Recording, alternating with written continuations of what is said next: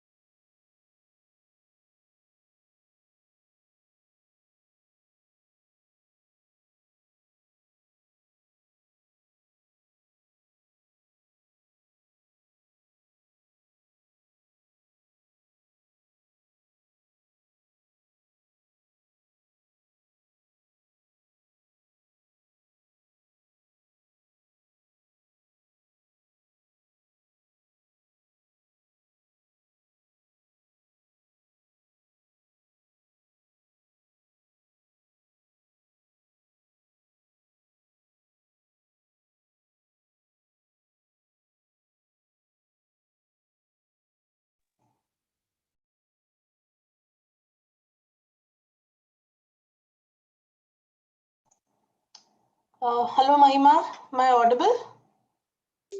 Yes, ma'am. Audible. Yes, ma'am. Thank you.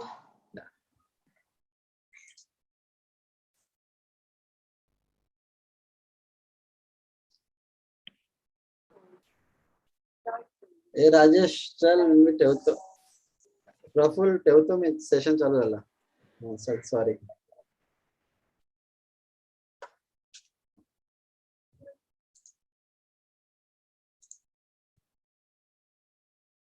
Good evening, ma'am. Good evening. Good evening.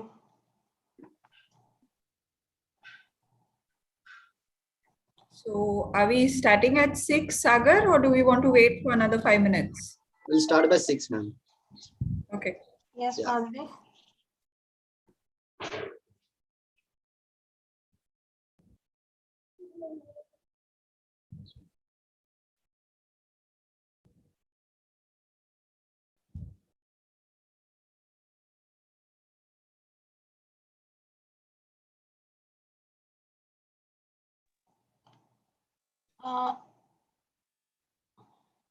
I think that email, I'm not sure if it has gone to Madhavi. She has logged in, no, Deepa? Has she? I saw her. Okay. She just called on the mobile. So, Sagar, Panelist का नहीं है क्या? Madhavi, V School Bangalore, the one. Should I just forward the invite to her? Yeah, I think that'll be helpful. Wait, ma'am. I will just WhatsApp you because no, it's okay. You forward it. We can rename it later. Okay.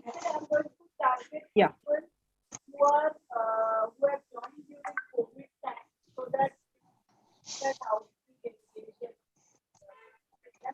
the guy who will run that house because that job by getting you can talk to each other. You can have the HR meetings working with each other. Sagar, I have sent it to her. Okay, ma'am. Yeah, sure.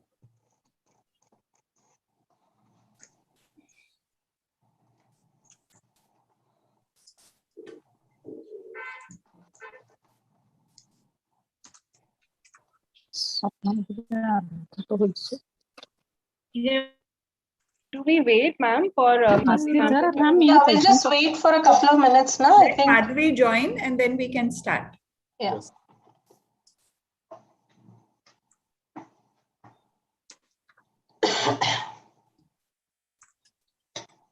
Something on the chat. Okay.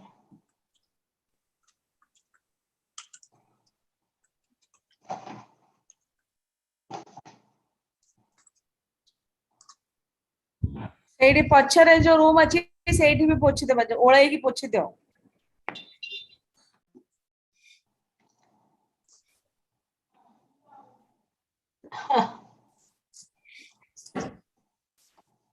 sorry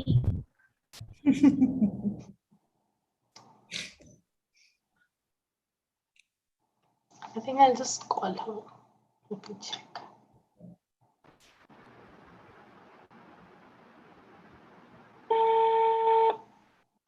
Or tell her that I have sent the mail. Yeah.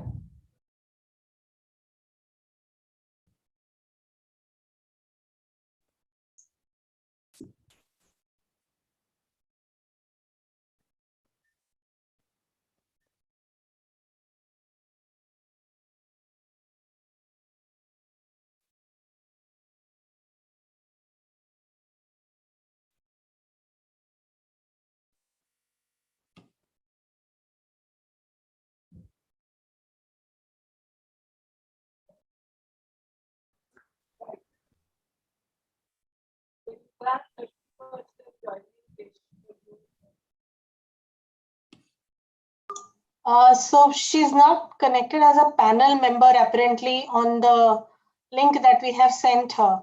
So Sagar, can you add her as a panel? Or Mahima? Yeah, so can IT please upgrade her? If you can identify in the panelists, can you please upgrade her to the panel? Yes, 2 minutes. 2 minutes. 2 minutes. Yeah, she's there as a attendee. Okay. So she said she's not able to join in as in switch on her video or audio. I think IT can do that. Done, ma'am. Okay. She must be switched to panelist. LND. Yeah, it's Yeah, come done, up. ma'am, done. Okay. Ma'am, there. Madhavi, ma'am, you can switch on the video now.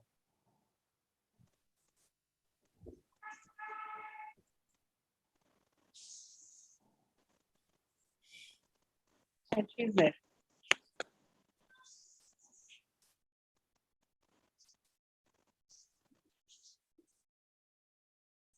So Sagar, Mahima, I think we can start if she has joined.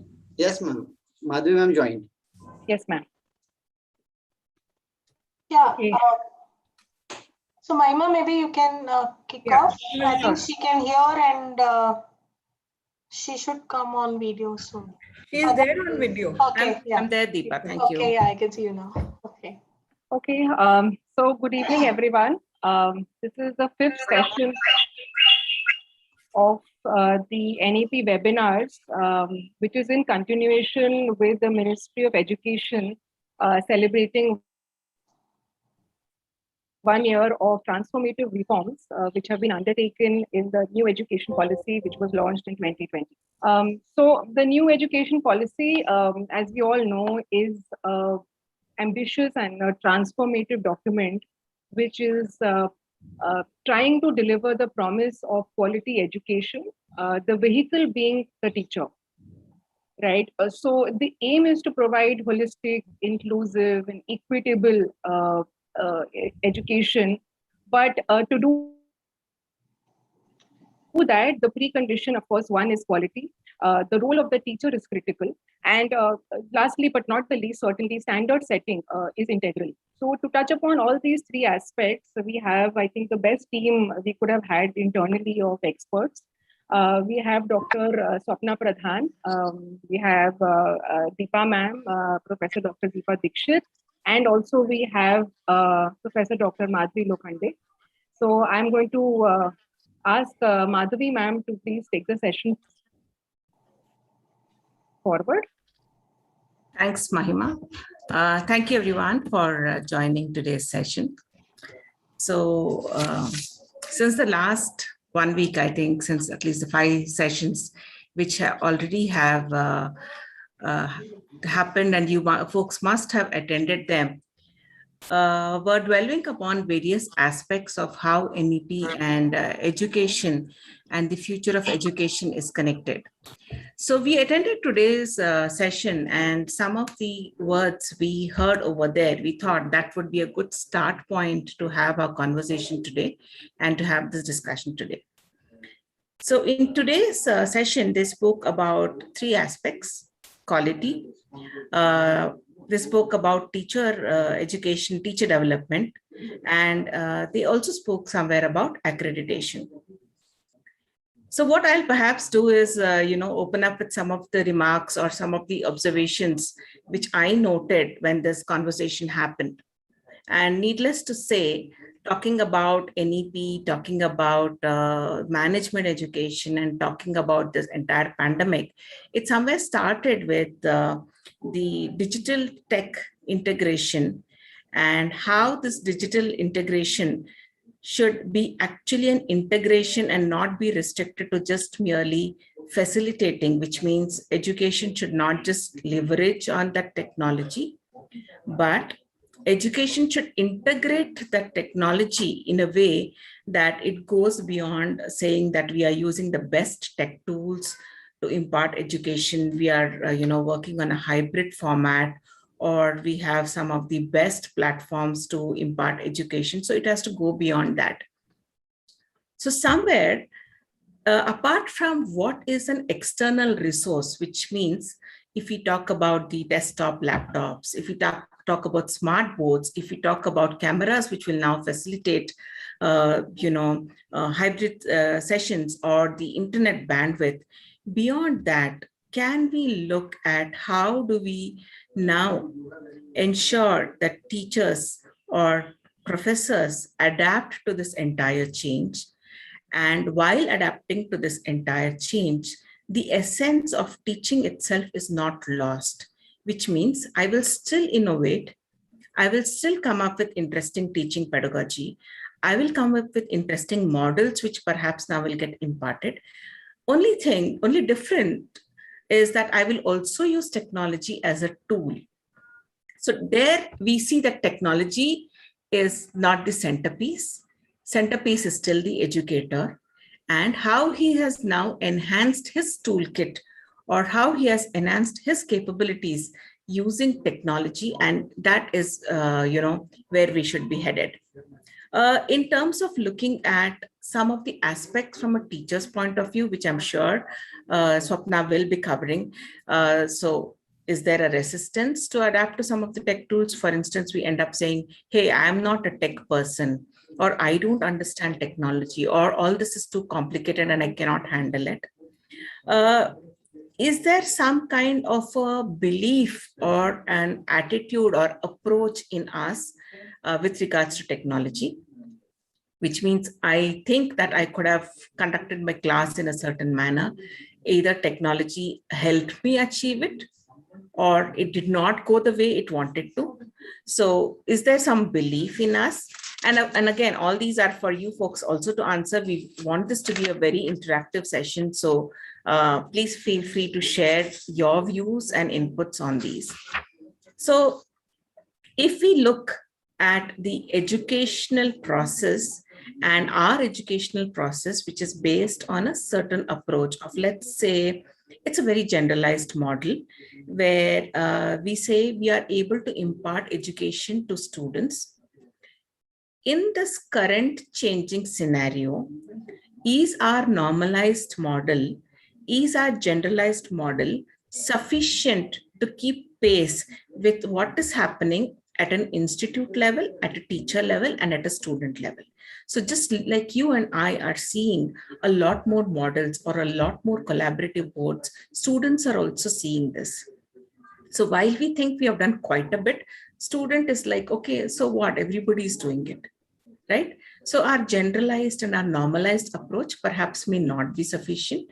Again, that's a very debatable topic, but just thought I'll start with that.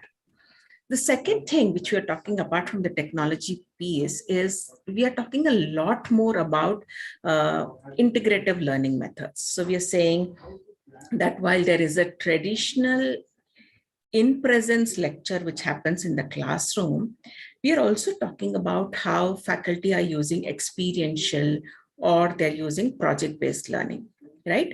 So we're talking of this entire integrative learning methods where we don't just focus on one method, but we focus on a cluster or a group of methods, which perhaps we have seen from the best B schools. We talk about Ivy level institutions, Ivy League institutions, we pick from all of those.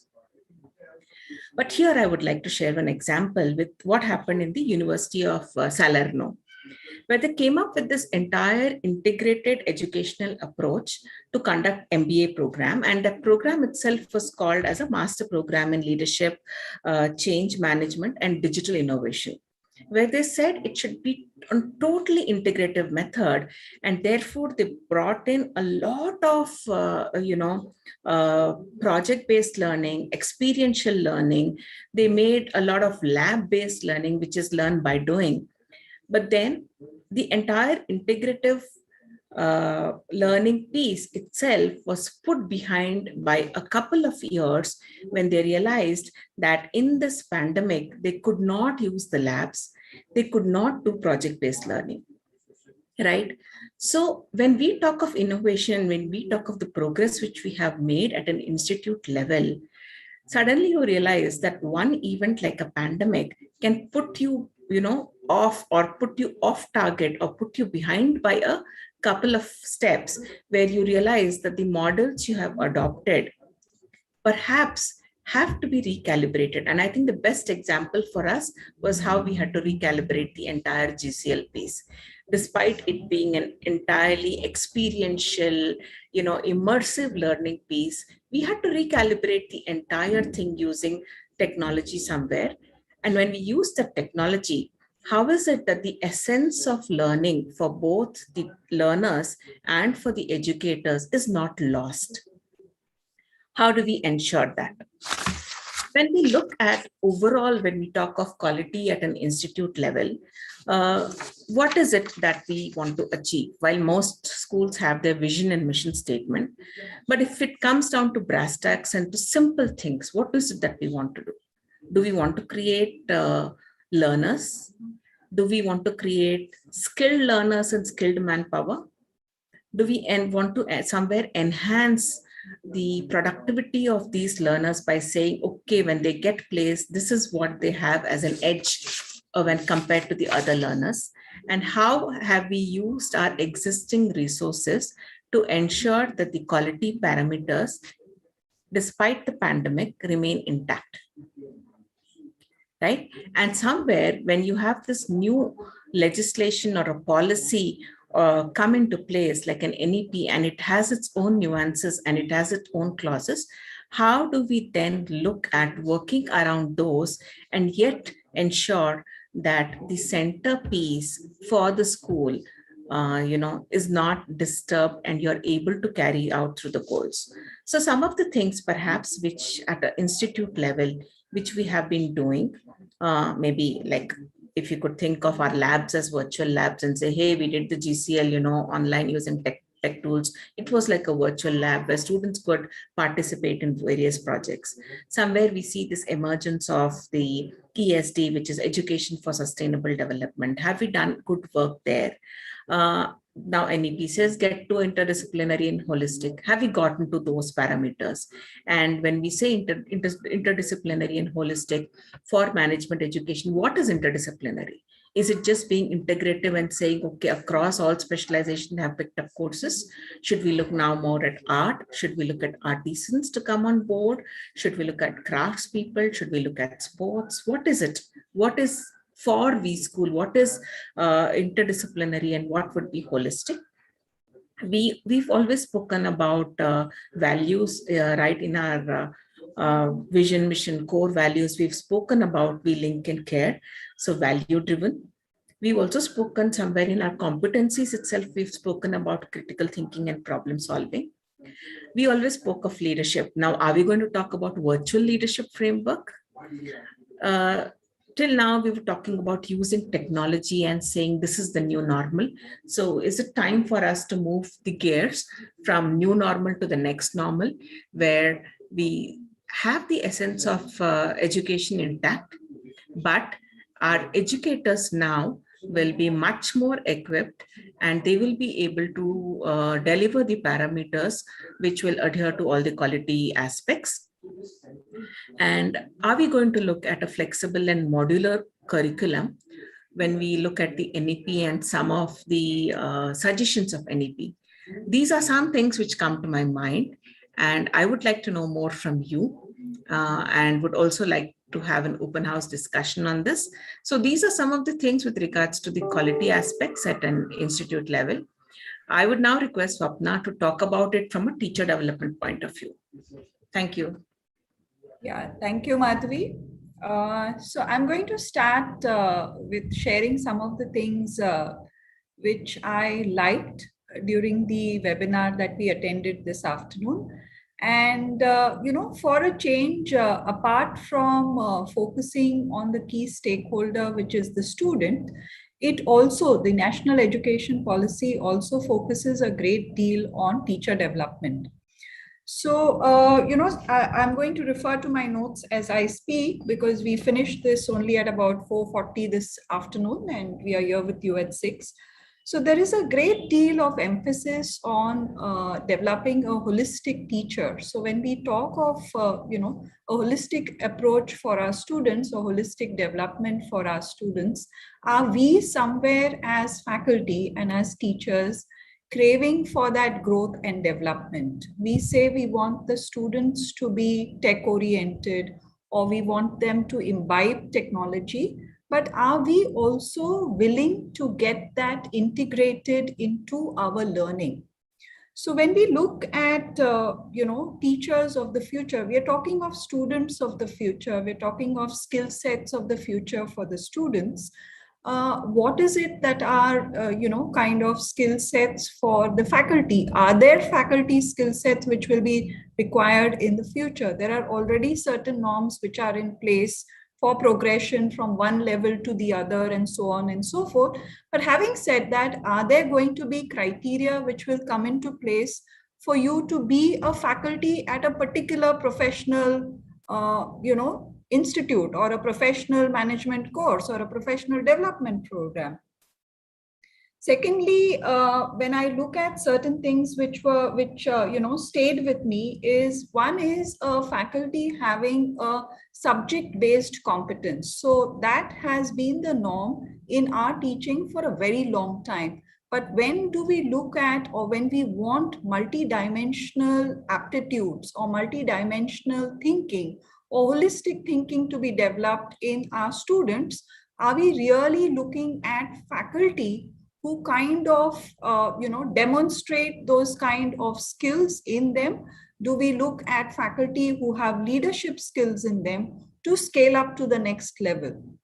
So one of the very important things which came up during the webinar was, a thing that some of the deans who were there for the last deans meeting, when we discussed some of the areas in terms of the teaching learning plan and things like that, many of them later on came back to me and said that we should have these kind of meetings more often, because there was a lot of sharing of ideas which happened at that time. There was a lot of good practices which were followed by various programs which were shared by the deans who are present. And that kind of peer learning, while we teach that to our students, we put them into groups for GCL and every other subject where we give them a project, we are never really looking at inculcating peer learning for ourselves. So is that something that should be there in the future for faculty, for teachers who are there? The second thing is, what is the kind of frequency at which teacher training should happen or faculty development should happen?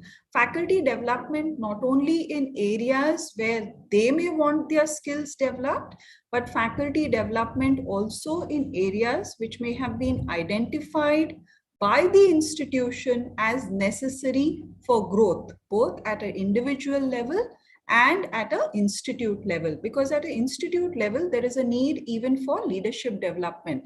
There is a need for people to take on different roles. So are we looking at some kind of identification of these skills and then grooming faculty for a larger possible role?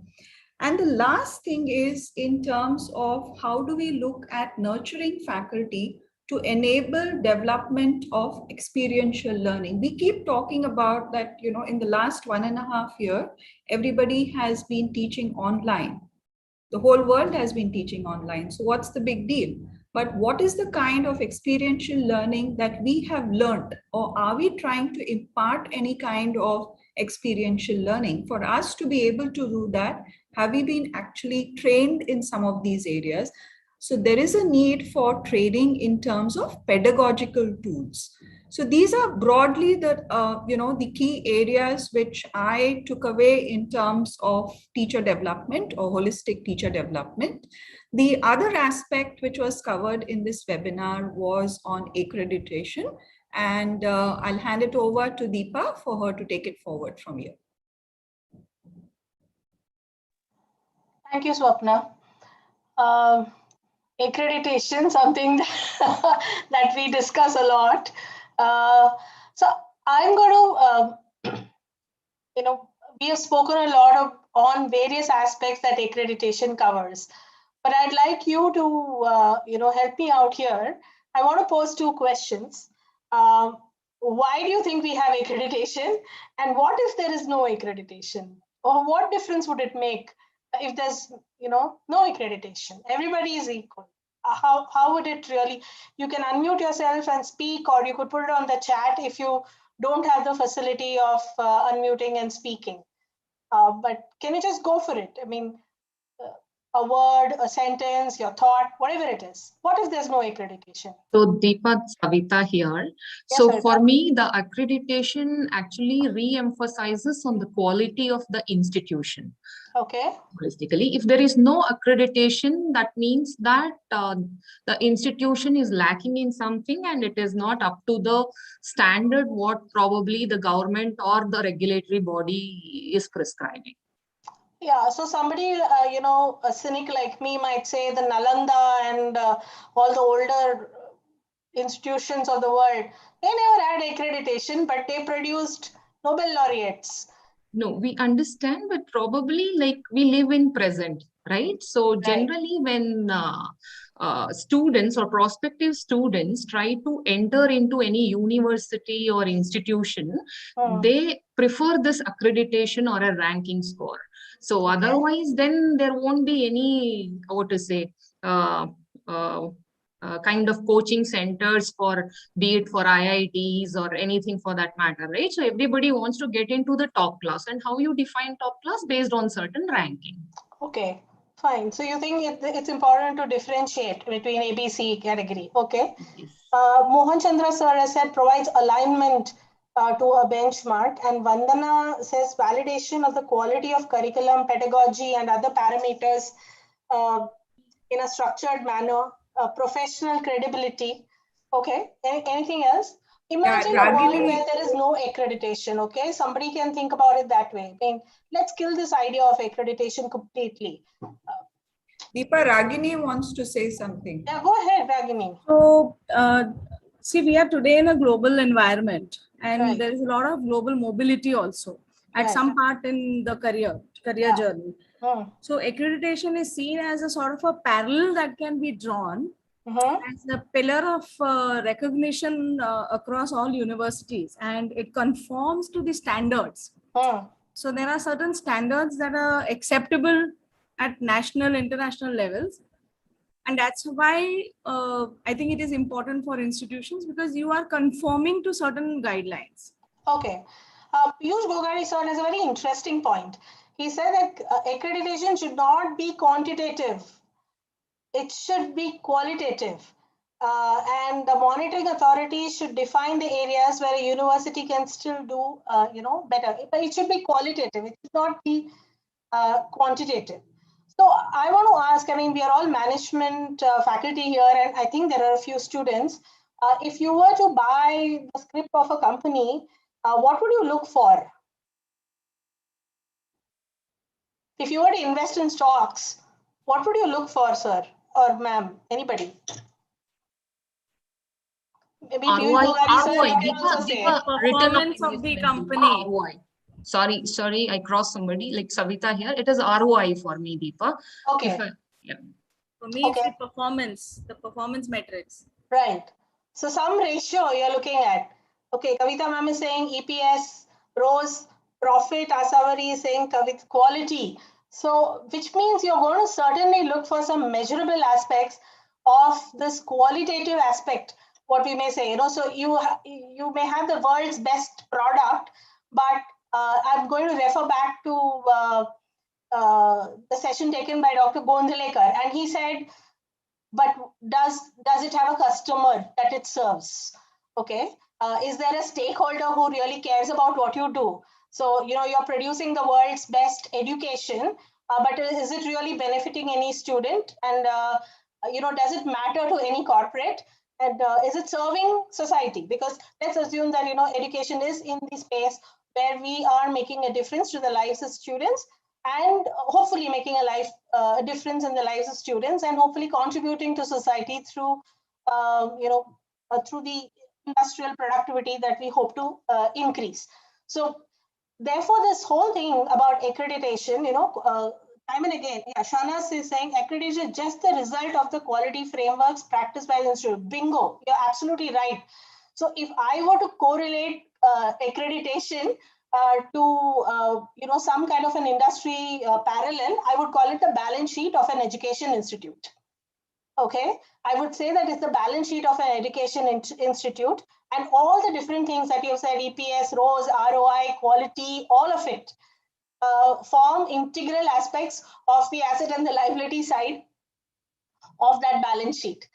And all the different ratios indicate the health of the institution and the direction in which it is headed. So if we start looking at accreditation with these lens, okay, and don't look at it as a documentation exercise, okay, you would then probably be more excited about creating a balance sheet that talks about the quality of work that you do in a language that is universal.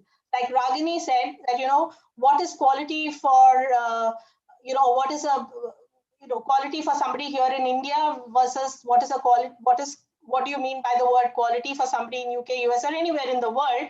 We have to have a common language. So when Malvika Nagarkar ma'am said that language is important, this is the language of quality. Accreditation is the language of quality, and some of the parameters are, you know, ratios that determine the health. So when you have a very good research ratio, what it simply says is that we are curious to be ahead of the corporate world, and we are not here only to toe the line of the corporate world and to serve them, but we are here to probably set the direction of what is going to happen maybe 10 years hence.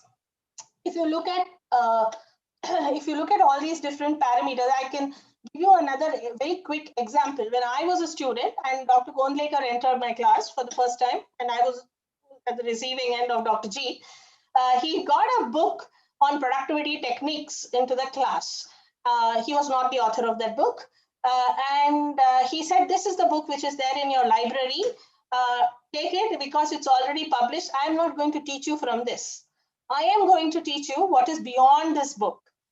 And he was true to his word, and he taught us a whole lot of things.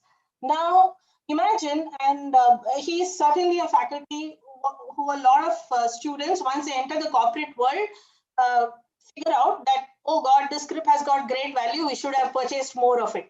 But so every faculty here is almost like a script, which the student is investing his time or her time in. And therefore, it is our responsibility to tell to share, I would not say tell, but to share with the students what is it that they can expect from us, and to create that kind of an enabling environment.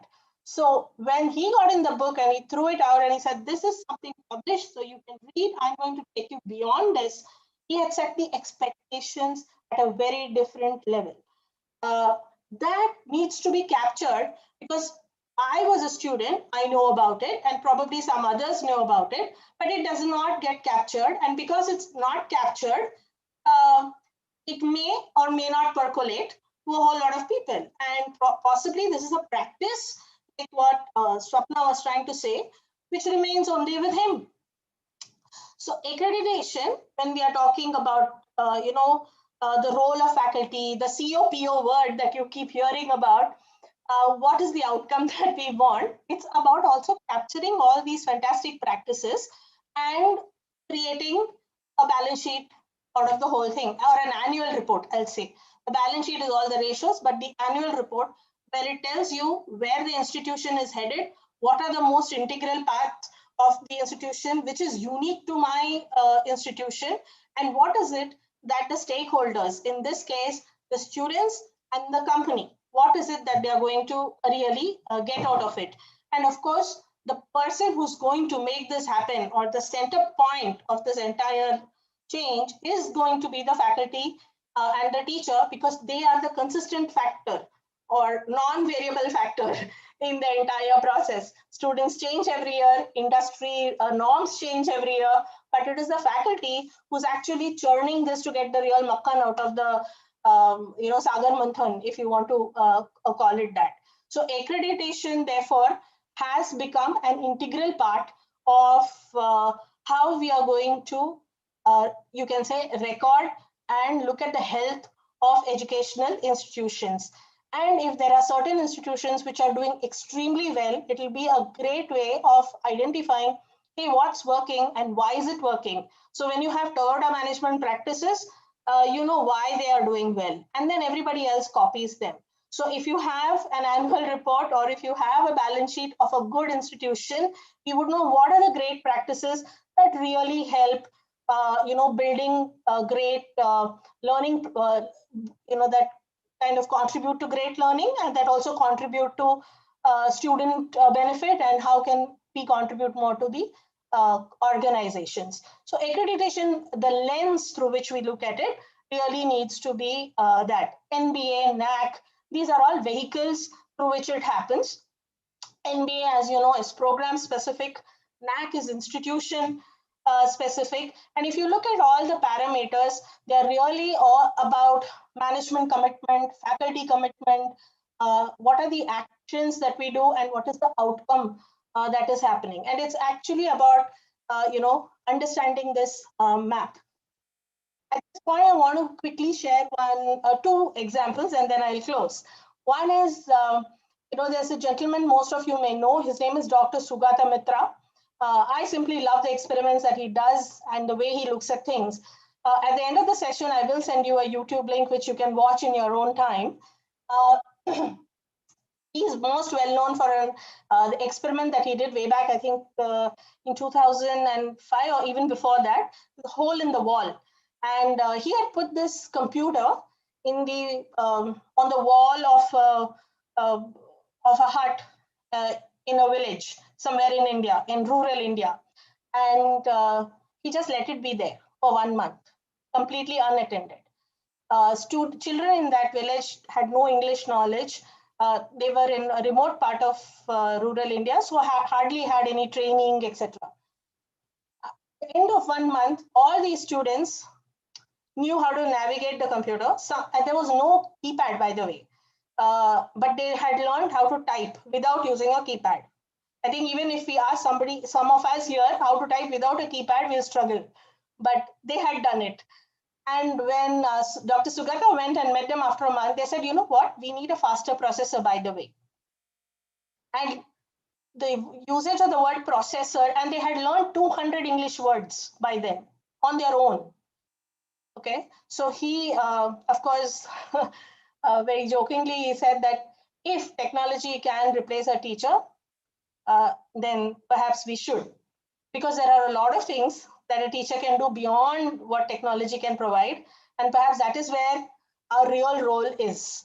So accreditation can also make you reflect on what is good. And there is a talk that I'm going to share, which I said, which is a 2014 talk. And when you listen to that talk, if you get bored with the initial part, just listen to the last 4 minutes and you'll be blown away, because that is the situation that we are really in today. So this is an understanding of, and this experiment was done multiple times. And the other experiment is something that all of you are aware of, which Harvard has done. So when you say Harvard University, nobody argues. So I'm going to use that example, which Harvard has done, and they have, it tells you, and they've done it over a period of many decades, as to what is it that makes people happy. So what is it that keeps people happy? And it said your connect, your social connect, and how networked you are with people, and how much, you connect to people. That has a huge, your social connect has a huge role to play in your personal happiness. This research was done not over a period of 2 years, 3 years. It was done over a period of multiple decades. So therefore, what you are producing today as an outcome of the various ratios that we have in our institution, we should not look at it as a one-time activity, one-piece activity. When all of this is combined for the whole of India, for so many institutions, it has the power to identify what is that 1, 2, 3, 4 factors which can make a huge contribution to transforming education the way we want it. So look at accreditation as a way of identifying parameters that will perhaps define the future of work, future of education, future of teachers, future of learners, and everybody, and not look at it as a technical exercise of gathering information and just putting it that way. I think that will make it far more enjoyable and enriching for all of us. So with that, I'd like to conclude, and I know there are some more comments. So maybe Mahima, you want to read them out. Yeah, Thank sure. you. Thanks, ma'am. Thanks. So I think I wanted to, there was one comment by Dr. Sonia, which I think we missed. So she is also, when you were talking about accreditation, she's wants to share that it allows for check and corrective measures to be taken at the institute level and provides validation for quality teaching. I think you would agree, ma'am, your thoughts on this? Yeah, absolutely. There's nothing to disagree in anything that people have said. I'm only glad they're saying it instead of me advocating it, because now I don't have to advocate it anymore.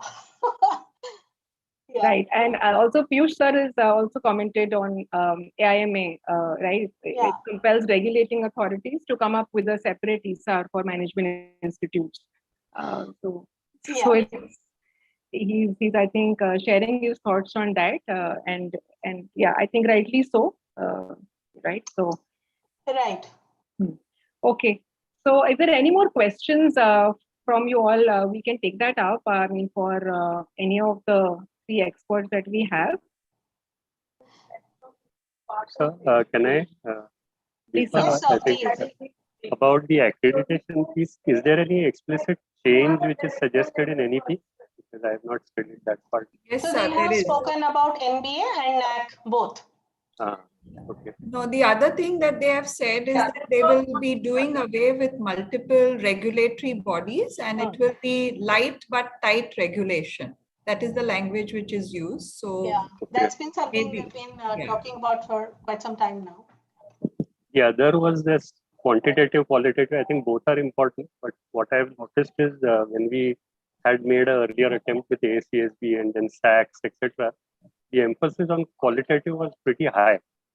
And for them, accreditation is like a journey. So today, you have been put on the path of accreditation, and over a 5-7 year period, they're continuously assessing you, and you get to assess yourself as well. So it's a continuous improvement process, so to speak. So it feels very nice, when you look at accreditation from that standpoint, rather than a regulatory standpoint that it's a hit or a miss kind of a thing. Yeah. So in fact, there have been a lot of changes that have happened in the way ACSB and EQUIS, all of them, how they evaluate an educational institution now. So while earlier on, even NBA and NAC for that matter, we started off with NBA way back in 2001. And at that point in time, it was largely qualitative. And actually almost everything was qualitative. But then came in the thought of outcome-based education, which has taken root not only here in India, but internationally. So while there is a lot of qualitative input that one can share, what they're saying is there impact?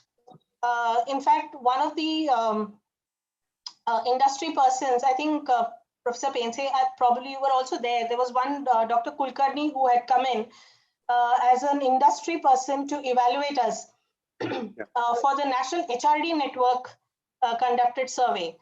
And we made a presentation to him on the various initiatives that we had taken for the betterment of students. At the end of it, he had a question, while you have done, let us say, an innovation workshop, you have organized these things, what has been the impact? And today, when even NGOs are asked for an impact report, how are you really making a difference? Only focusing on activity is, not enough, is something that even international accreditation bodies have taken note of. So some aspect of qualitative will always be there. Yeah, both are important. Yeah, it is. But quantitative plays an important role, because it's saying, okay, you work 3-4 years, kuch to output dikhao. That is the focus. The other point I like what Swapna mentioned is about the teacher transformation, because I think when you are talking about transforming students, I think many of us, each one of us has our own limitations. Maybe somebody is only left brain, somebody is right brain, and not a left brain. So I think both are equally important. And how do we expand on each one of us expands on ourselves is an ongoing challenge. Yeah, one thing I wanted to mention here, because some of us, going back to the accreditation part, is in fact, some of us were part of the ISO journey at V School. So that, in fact, I felt that has been, or at least for some of us, it has been very useful in terms of channelizing you or grooming you towards how to think and what an auditor actually may ask you. So simple things like vision of the program. So what are you doing to enable achievement of that? And the same kind of things are, there in whether it is NBA or NAC. NAC, it is at an institutional level, but for the programs which are there, also small things like documentation, even writing the minutes of the meeting, because I remember multiple ISO audits that we faced where, the auditor from ISO used to ask us those questions. And, in the evening, if you are not compliant, you had the, the tick mark which was there, and you had to close the, what was that word, Deepa, which they used to give us? NC, yeah. You had to close the non-compliance area before the end of a stipulated time. So that actually, I don't know, I felt it was good training. Some of them also got trained as auditors. So all that was useful. Yeah, so here now I want to say, Shanaz has something interesting to say. She said, practicing quality initiatives consistently is far more important. Example, the IIMs do not have NBA, but they are still regarded as the best in India. And quality or accreditation should not be limited to audits. Exactly. So there's no doubt that it should be limited to audits. That's why I said, if you look at accreditation and accreditation audits as an end by itself, then your approach is going to be very different. Whereas if you looked at it as an annual report, which is a journey that you have taken throughout the year, and in what up to where have you, where have you got with what you began with, and you had a vision, and how closer are you moving in that direction, and your whole enthusiasm towards accreditation would be very different. Like Swapna, when she mentioned about ISO, there are other set of people who felt this is a very what you call technical exercise.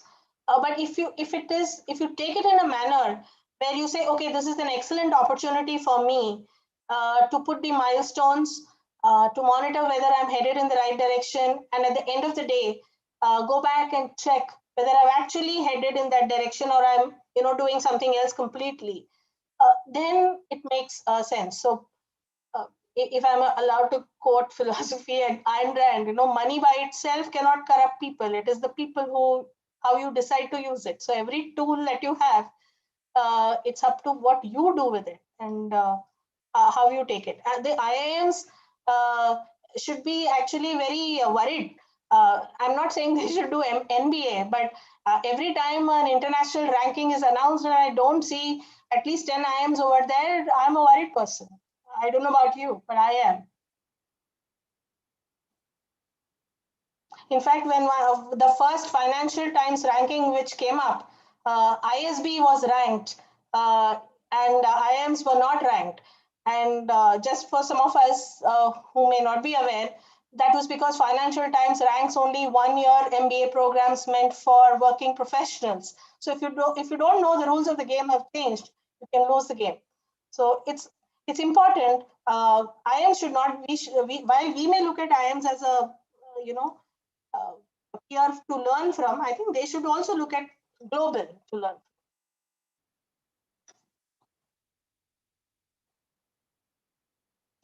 That's all from my side. I am out of steam now. You want to add anything? Anybody, Madhavi? You want to say something more that comes to your mind? Maybe, it'll be a good idea if, so many faculty are here. Some or the other hole in the wall you must have also dug, and you must have also found some interesting way of connecting with the students. I think we have 13 minutes more. So if somebody wants to make a quick share, that'll be nice and interesting. Oh, there are some more chat things. I didn't read them. Jyoti Pant has said accreditation gives you a new area to focus on, which gives a framework to the colleges to change and be more future ready. Example, consultancy. And Dr. Ragini said quality is a conscious process with incremental improvement. What you measure is what gets noticed and corrected. Yeah, absolutely. Agreed. So anybody wants to share some experiment which they did with students, which yielded great results? Please do this. Not the experiment, ma'am, but what you rightly mentioned, everybody asking about the impact. Earlier, what we are doing last couple of years, like ISC, we are conducting the events, but now they're asking what is the impact we have created in the institute or within the students. So, not necessarily the accreditation, because ISC is not the accreditation body, but they are also not asking what is the impact. So, activities, what you should be doing it, but what is the change you are doing, that's important now. Okay. That's the experience which we are experiencing now. Thank you. Yeah. Actually, somewhere, so Ragini here, Yes, Ragini. somewhere if you just see it, the trend is also moving from look beyond to look within and look around. And how you could make a change to the surroundings around you.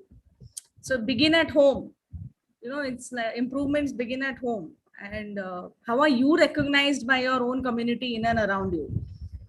That also speaks. Absolutely. So one of the things as a feedback, because we engage with students more often, one of the things that I think most faculty must be also hearing is at the end of the first year, many of the students who interact with you must be coming back and saying, yeah, our parents find that we have changed, or our peer think that we are very different from what we were when we joined this college. So all of that is evidence of some change, some positive for sure, that has happened. One of the things that a lot of students do speak about, I don't know about the We Reflect survey, but whenever I've spoken to them, they all do mention the outbound exercise that they take in the first year, which helped them kind of, break the ice and kind of connect with each other outside the classroom to begin with, when they did not know much about each other. So I think those kind of things have a big role to play in holistic development, both for the faculty and for the students. Deepa ma'am, Chitralekha here. If I may share something. Ma'am, so I had an opportunity to work under the guidance of Swapna ma'am with this NEP couple of months back. So when we were compiling all of it, one very interesting thing that came out was that teachers refrain themselves from collaborating because of various barriers. They are time bound, they have lectures and multiple other things to do. So here in NEP, they are suggesting or mentioning, emphasizing it time and again, that collaborate. Since teachers are specialized into one particular skill or domain, they are masters of it. So when they collaborate, two brains will be able to produce something which is more meaningful, more useful. So I find it very relevant in the domain of research. And I'm sure it will be definitely beneficial when we talk in other domains as well. That's interesting, very interesting observation. Ma'am, can I say something? Yeah, so please. I think to just take Dr. Chitralekha's thought forward, two things also that came about in today's session were about creating interdisciplinary and multidisciplinary education. And therefore, I am sure that, you would need to create teachers which can equip or become, foundation stones for students. So that is a very, very big, thing that teachers have to take on. Second is that in order to bring any transformative change, you need to invest into deep learning for teachers so that their belief system changes. You see, it is not very easy to deliver on this big promise if your belief system is not aligned to it. So I think it's a journey, but big conversations have started. But yes. Yeah, very true. Belief drives behavior. There's some comments, ma'am, also on the chat box.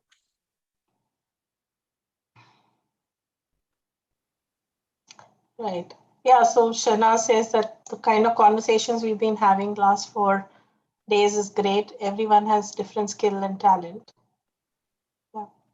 Piyush Bugari sir is saying quality in education would essentially mean having in-depth knowledge and understanding. Few BD students from recent batches do report to me that they are beating IMA students in their jobs just because of the way they think, their thought or their process of sharing. Yep. So again, it's the action of having surpassed somebody in something that that you're able to measure. Of course, there are a lot of intangibles. I'm not saying everything can be measurable, but certainly there are a lot of intangibles, but they get noticed only when there are some tangibles, that's for sure. Because it's a language of understanding between all stakeholders, and we are all on the same page there. Great. So we have, yes, Savita. Little curious to understand, Deepa, from your end, as you are handling accreditations for quite some time, this division. So what do you feel in your perspective, whether only we should go for one accreditation or multiple accreditations? So many at times it so happens that we finish one work, and by that time, like we could relax, there is another set of accreditation process which lands on the desk. So how actually you handle such situations, and do you recommend that such things should be there for institute? Okay, so I think one of the reasons we feel burdened with that is when we don't do it consistently and we don't record things consistently, because there is no framework, and I'm not pointing fingers at anybody. I'm saying we don't have a framework where we constantly go and put the information on the shelf. So what happens is you have to build a shelf every time, and then there is that much of stress that we feel. Now the role of every accreditation is different. NBA accreditation is specifically programmed, which is, they're saying, does every member in the organization function to full efficiency levels? So if you're running a program, are you doing because you are doing the best job of it, or you're just doing it because you're running one more program? NAC is a culmination of all of this, which is, as an institution, do you have a commitment to quality? And like Swapna mentioned, the accreditation bodies are also realizing. Then you have the NIRF, which is about ranking and a race kind of a situation. But I think even the accrediting bodies are realizing the fatigue in or repetitiveness in some of the things. And with a unified body, one might see change in that happening for sure. So I would recommend that we should go for an accreditation only if there is value and meaning we derive from it, either for the students or some benefits for the institution.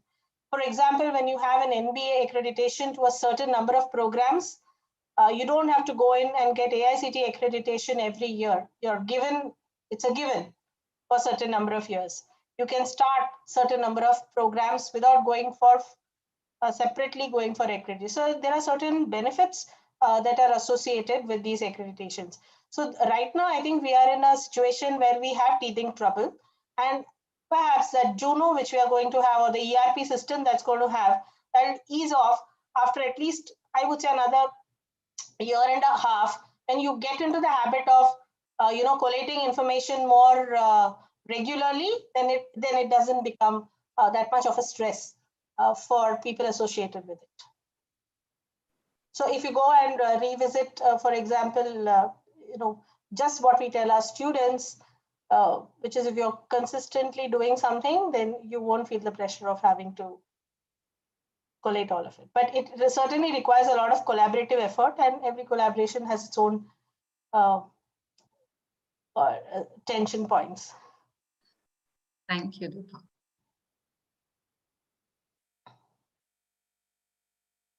Yeah, so Ragini says we should have an internal showcase of the quality journey through the eyes of faculty, staff, students, maybe posters or other creative formats, a storyboard of the V-School journey of transformation. Yeah, so that can be a great takeaway. So very recently, at least in the Mumbai campus, we had circulated a query to a lot of to all the faculty, saying that if there is something innovative that you have done in your in pedagogy or in the way you conduct anything in your subject or an initiative, please share it.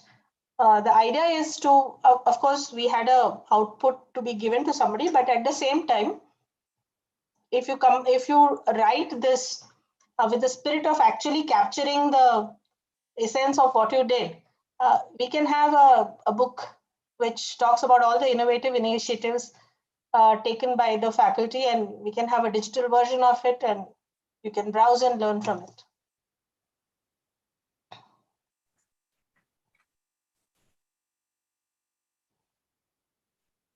Also, I would say that, why should we always wait for an institution to say, come on, let us do this? So if you have done something really nice, why not talk about it to the 4 or 5 faculty that you engage more with, share your, share your experience and as an experience. And if they feel they want to take it, they can take it. I think that would, small steps, incremental steps are always easier. We can introduce innovative idea of the year. ACSB does it annually. Thanks, Shahnaz. Maybe you can suggest that.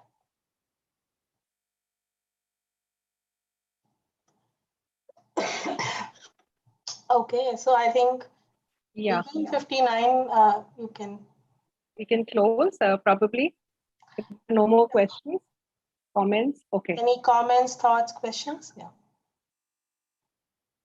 Right. Okay, so I think on behalf of all of us, ma'am, to you, to Swapna ma'am, to Madhavi ma'am, it was a great session, very engaging and also very interactive. So thank you so much for sharing your thoughts. Thank you so much, everyone, for joining in, for sparing 1 hour late in the evening. Thank you for all your participation. Thank you, Mahima, for organizing this whole thing. Thank you, everybody. Thanks, Sagar and the IT department. Thanks, everyone. Thanks, everyone. Pradeep Ranam sir raised hand, I guess. Is it Pradeep sir? Saying thanks to everyone. Thank you. Thank you. Thank you.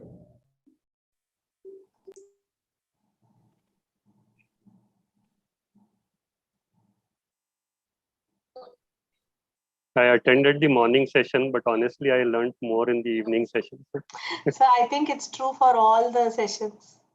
I attended the one on sports and entrepreneurship, and I was seriously worried for Ravi and that's to what Right. their takeaways.